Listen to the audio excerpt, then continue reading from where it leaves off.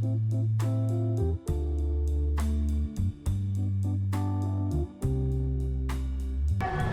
The Lord. ഹെഡ്മീൽ തുടങ്ങി YouTube ചാനലിലേക്കും Facebook പേജിലേക്കും എല്ലാവർക്കും സ്വാഗതം. ഞാൻ ബെൻസി. ഇന്ന് നമ്മൾ ചെയ്യാൻ പോകുന്നത് ബ്രെഡ് കൊണ്ടൊരു ഡിഷാണ്. ബ്രെഡ് വെറുതെ കഴിക്കാൻ ഇഷ്ടമില്ലാത്തവർക്ക് ഇങ്ങനെ ഒന്ന് ട്രൈ ചെയ്യാം. നല്ല ടേസ്റ്റിയാണ്. ബ്രെഡ് പല രീതിയിൽ നമ്മൾ ഉണ്ടാക്കാറുണ്ട്. അപ്പോ ഇങ്ങനെ ഒന്ന് ട്രൈ ചെയ്ത് നോക്കുക. ഇത് വലിയവർക്കും കുട്ടികൾക്കും എല്ലാവർക്കും ഇഷ്ടപ്പെടും. കുഞ്ഞുങ്ങൾക്ക് ടിഫിനകത്ത് വേണമെങ്കിൽ കൊടുത്തു വിടാം. നല്ല ഒരു ഡിഷാണേ. അപ്പൊ ഞാൻ നല്ലതാണേ എന്ന് പറഞ്ഞിട്ട് കാര്യമില്ല. മെത്തേഡ് കാണിക്കാം. നിങ്ങൾ തന്നെ ട്രൈ ചെയ്തിട്ട് അഭിപ്രായം അറിയിക്കണം. ആദ്യമായിട്ട് എന്റെ ഈ ചാനൽ കാണുന്ന ആരെങ്കിലും ഉണ്ടെങ്കിൽ, റെഗുലറായിട്ട് കാണുന്നവരും നമ്മുടെ ചാനൽ സബ്സ്ക്രൈബ് ചെയ്തിട്ടില്ല എങ്കിൽ താഴെ സബ്സ്ക്രൈബ് എന്ന് ചുമന്ന കളറിൽ എഴുതിയിട്ടുണ്ട്. അതൊന്ന് സബ്സ്ക്രൈബ് ചെയ്യാൻ മറക്കരുത്. അതിന്റെ അടുത്തൊരു ബെൽ ബട്ടണും കാണും. അതുകൂടി പ്രസ് ചെയ്താൽ ഞാൻ എപ്പോ വീഡിയോ ഇട്ടാലും നിങ്ങൾക്ക് അതിന്റെ നോട്ടിഫിക്കേഷൻ കിട്ടും. സോ ബ്രെഡിന്റെ ഡിഷാണെന്ന് ഞാൻ പറഞ്ഞല്ലോ. ഞാനിവിടെ എടുത്തിരിക്കുന്നത് 7 പീസ് ബ്രെഡാണ്. നിങ്ങൾക്ക് എത്രയും വേണോ, കൂടുതൽ വേണോ കുറവ് വേണോ അതനുസരിച്ച് എടുക്കാം. ഞാനിവിടെ സാധാ ബ്രെഡാണ് എടുത്തിരിക്കുന്നത്. മോഡേണിന്റെ ഫാമിലി സ്പെഷ്യലാണ് എടുത്തിരിക്കുന്നത്. നിങ്ങൾക്ക് ഏത് ബ്രെഡ് വേണമെങ്കിലും എടുക്കാം. വീറ്റ് ബ്രെഡ് വേണമെങ്കിൽ അതെടുക്കാം. പിന്നെ ഇതിന്റെ സൈഡ് കളയണം എന്നുള്ളവർക്ക് കളയാമേ. ഞാനിപ്പോ കളയുന്നില്ല. കട്ട് ചെയ്ത് മാറ്റണം എന്നുള്ളവർക്ക് കട്ട് ചെയ്ത് മാറ്റാം. പിന്നെ എടുക്കുന്നത് 2 മുട്ടയാണ്. 2 മുട്ടയോ 3 മുട്ടയോ എടുക്കാം. ഇനി ഇതിലേക്ക് ഒരു 1/2 ടീസ്പൂൺ ഗരം മസാല. വീട്ടിൽ തന്നെ വറുത്ത് പൊടിച്ച ഗരം മസാലയാണ്. ഇതില്ല എന്നുണ്ടെങ്കിൽ നിങ്ങൾക്ക് ചിക്കൻ മസാല, മീറ്റ് മസാല ഏത് വേണമെങ്കിലും യൂസ് ചെയ്യാം. 1/2 ടീസ്പൂൺ കുരുമുളക് പൊടി. ഉപ്പ് ഒത്തിരി ഇടണ്ട, കാരണം ബ്രെഡിന് ഓൾറെഡി ഉപ്പുണ്ടേ. അപ്പൊ മുട്ടയ്ക്ക് വേണ്ടിയുള്ളത് മാത്രം ഇട്ടാൽ മതി. ഇനി നമുക്ക് ഇത് നന്നായിട്ട് അടിച്ച് യോജിപ്പിക്കണം. ഇത് ഇവിടുത്തെ ഒരു സ്ട്രീറ്റ് ഫുഡാണ്. നല്ല ടേസ്റ്റി അവരുണ്ടാക്കി തരുന്നത്.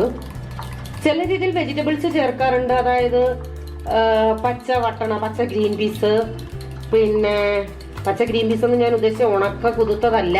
അല്ലാതെ ഞാൻ കാണിക്കത്തില്ലേ മട്ടർ എന്നും പറഞ്ഞ് മാർക്കറ്റിൽ നിന്ന് മേടിച്ച് പൊളിച്ചെടുക്കുന്നത്. പിന്നെ ക്യാരറ്റ് ഗ്രേറ്റ് ചെയ്തിടാം. ക്യാബേജ് വേണമെങ്കിൽ ഇടാം. പക്ഷെ ഞാനിപ്പോ ഇതില് എക്സ്ട്രാ വെജിറ്റബിൾസ് അങ്ങനെ ഒന്നും ചേർക്കുന്നില്ല. വേണ്ടവർക്ക് ചേർക്കാമേ. അപ്പോ അടുപ്പിൽ ഒരു പാത്രം വെക്കാം. ചുവട് കട്ടിയുള്ളതോ നോൺ സ്റ്റിക്കോ എന്ത് വേണേലും നിങ്ങൾക്ക് വെക്കാം. എന്റെ അടുത്ത് പലരും ചോദിക്കുന്നതാണ് ഈ ഒരു ചീനച്ചട്ടിയെ പറ്റി. ഇത് അലുമിനിയം അല്ല, ഇൻഡാലിയം ആണ്. നല്ല വെയിറ്റ് ഉള്ളതാ. ഞാൻ നേരത്തെ പറഞ്ഞിട്ടുണ്ട്, ഞാൻ ഇവിടെ യൂസ് ചെയ്യുന്നത് അമുലിന്റെ അൺസോൾട്ടഡ് ബട്ടർ ആണ്. അൺസോൾട്ടഡ് വേണമെന്ന് യാതൊരു നിർബന്ധവുമില്ല. നിങ്ങൾക്ക് ഏത് ബട്ടർ വേണമെങ്കിലും യൂസ് ചെയ്യാമേ. ബട്ടർ ആണ് ഇതിന് ടേസ്റ്റ് കിട്ടുന്നത്. അതില്ല എന്നുണ്ടെങ്കിൽ നെയ്യ് വേണമെങ്കിലും യൂസ് ചെയ്യാം. സാധാ ഓയിൽ വേണമെങ്കിലും യൂസ് ചെയ്യാം. അപ്പൊ ബട്ടർ ചെറുതായിട്ട് ഇങ്ങനെ ഒരു 2 പീസ് ഞാൻ ഇട്ടിട്ടുണ്ട്. ബട്ടർ ഇട്ടിട്ട് തീ ഒരിക്കലും കൂട്ടിയിടരുത്, അത് കരിഞ്ഞു പോകും. തീ കൂട്ടിയിട്ടാൽ ഈ ബട്ടർ ഉരുകി കഴിയുമ്പോൾ ഉണ്ടല്ലോ അങ്ങ് കറുത്ത കളറാവും. അതായത് പുക കയറുന്ന കണക്ക്. അതുകൊണ്ട് തീ കുറച്ചിട്ടാൽ മതി. ഇനി ഇതിലേക്ക് 2 മീഡിയം സൈസ് സവാള ചെറുതായിട്ട് അരിഞ്ഞത്. ഇനിയിപ്പോ 3-4 പീസ് ബ്രെഡൊക്കെ ഉള്ളെങ്കിൽ ഒരു സവാള മതിയേ. അപ്പൊ അളവിനനുസരിച്ച് നിങ്ങൾ ഈ ഇൻഗ്രീഡിയൻസിന്റെ അളവ് കൂട്ടുകയും കുറയ്ക്കുകയും ഒക്കെ ചെയ്തോണം. ഇതിലേക്ക് ലേശം ഉപ്പ് ചേർക്കാം. ഇനി നിങ്ങൾ സോൾട്ടഡ് ബട്ടർ ആണ് ഇട്ടതെങ്കിൽ അതനുസരിച്ചൊക്കെ ഉപ്പ് ചേർക്കാവേ. സവാള ഒത്തിരി അങ്ങ് വയണ്ടങ്ങ് ബ്രൗൺ കളർ ആവണ്ട. ഇതിലേക്ക് ലേശം മഞ്ഞൾപ്പൊടി ചേർത്ത് കൊടുക്കാം. ഇപ്പൊ സവാള ഇട്ടിട്ട് ഒരു 2-3 മിനിറ്റ് ആയിട്ടുണ്ട്. ഇനി നമുക്ക് ചെറുതായിട്ട് അരിഞ്ഞ തക്കാളി, ഇത് മീഡിയം സൈസ് 2 തക്കാളിയാണ്. ജസ്റ്റ് ചെറുതായിട്ടൊന്ന് വയളട്ടെ. ഇപ്പൊ ടൊമാറ്റോയും ഏകദേശം ആയിട്ടുണ്ട്. ഇനി നമുക്ക് ഇതിലേക്ക് ഞാൻ ചേർക്കുന്നത് മുളക് പൊടിയാണ്. നിങ്ങൾക്ക് വേണമെന്നുണ്ടെങ്കിൽ പച്ചമുളക് ചേർക്കാം. അതങ്ങനെ ഉണ്ടെങ്കിൽ ആദ്യം തന്നെ ഇടണം. അപ്പൊ പച്ചമുളക് ഇടയ്ക്ക് കടിച്ചാല് അങ്ങനെ പേടിച്ചിട്ടാണ് ഞാൻ മുളക് പൊടി ഇടുന്നത്. നമ്മൾ കുരുമുളക് പൊടിയും ചേർത്തിട്ടുണ്ട് മുട്ടയില്. അത് ഓർമ്മ വെച്ചിട്ടേ കുരുമുളക് പൊടി ഇടാവൂ. സോ ഏകദേശം ആയി. ഞാൻ ഇത്രേ വേവിക്കുന്നുള്ളൂ. നിങ്ങൾക്ക് ഉള്ളി തക്കാളി ഇതിനേക്കാൾ വേവണം എന്നുണ്ടെങ്കിൽ വേവിക്കാമേ. ലേശം കറിവേപ്പില ഇടാൻ മറന്നു പോയതാട്ടോ. ഇനി നമുക്ക് ഇതിലേക്ക് നമ്മൾ ആ കലക്കി വെച്ചിരിക്കുന്ന ആ മിക്സ് ഇല്ലേ, അത് ഒഴിച്ചു കൊടുക്കാം. അതിനുശേഷം ആ ബ്രെഡ് ഞാൻ ചെറുതായിട്ടൊന്ന് പീസാക്കിയിട്ടുണ്ട്. അത് ഇതിലേക്ക് ഇട്ട് കൊടുക്കാം. എന്നിട്ട് ഈ മുട്ടയുടെ വെള്ളത്തോട് കൂടി തന്നെ ഇതൊന്ന് നമുക്ക് ഇളക്കി യോജിപ്പിക്കണം. അതായത് ആ മുട്ടയുടെ വെള്ളത്തിൽ നമ്മുടെ ഈ ബ്രെഡ് കുതിരണം.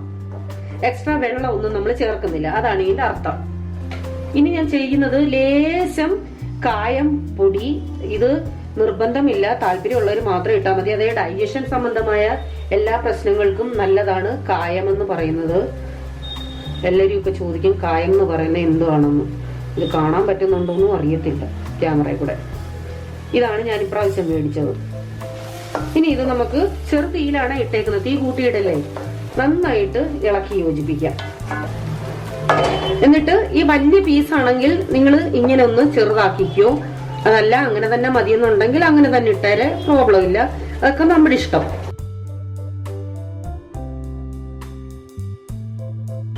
ഇപ്പോ നമ്മുടെ ബ്രെഡ് മസാല റെഡി ആയിട്ടുണ്ട്. ഭയങ്കര ടേസ്റ്റിയാണ് ഈ സംഭവം. വെജിറ്റബിൾസ് കഴിക്കാത്ത കുട്ടികളുണ്ടെങ്കിൽ ഇതിനകത്ത് വെജിറ്റബിൾസ് ഇട്ട് കൊടുത്താൽ മതി, അവർ കഴിച്ചോളും. അപ്പോൾ ഇത് നിങ്ങളൊന്ന് ട്രൈ ചെയ്ത് നോക്കിയിട്ട് തീർച്ചയായിട്ടും അഭിപ്രായം അറിയിക്കണം. അപ്പോൾ വളരെ പെട്ടെന്ന് ഉണ്ടാക്കാൻ പറ്റുന്ന നമ്മുടെ ബ്രെഡ് മസാല റെഡി ആയിട്ടുണ്ട്. ഇതിൽ ലാസ്റ്റിൽ വേണമെന്നുണ്ടെങ്കിൽ നിങ്ങൾക്ക് മല്ലിയില ഇടാം. മല്ലിയില ഇഷ്ടമല്ലാത്തവരെന്നുണ്ടെങ്കിൽ ഇടേണ്ട ആവശ്യമില്ല. ഇത് നിങ്ങൾ തീർച്ചയായിട്ടും ട്രൈ ചെയ്തിട്ട് അഭിപ്രായം അറിയിക്കണം. വീണ്ടും നിങ്ങൾക്ക് പ്രിയപ്പെട്ട ഒരു വീഡിയോയുമായി വരാം. Till then bye. God bless you.